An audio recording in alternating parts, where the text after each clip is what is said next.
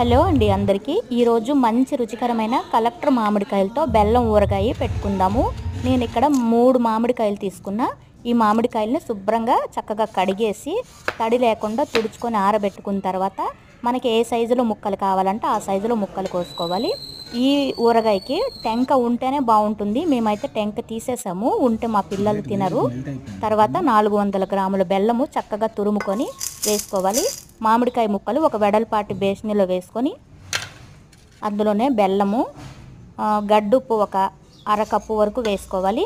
తర్వాత పచ్చికారం ఒక కప్పుడు వరకు, ఒక కప్పుడు ఆవాలు మెంతులు పొడి వేసుకోవాలండి. దీంట్లో వెల్లుల్లి మెంతులు వేసినా బాగుంటుంది, కానీ మా పిల్లలు తినరండి. అందుకని మేము ఇలా సింపుల్గా చేసుకుంటాం. వాళ్ళకి నోటికి ఏది తగిలినా తినరు. చక్కగా కలుపుకున్న తర్వాత ఒక గంట మూత పెట్టేసి పక్కన పెట్టుకుంటే బెల్లం కరిగిపోతుంది. ఇలా 3 రోజులు ఉంచేసి తర్వాత 2 రోజులు ఎండలో పెట్టుకుంటే సరిపోతుంది. Thank you.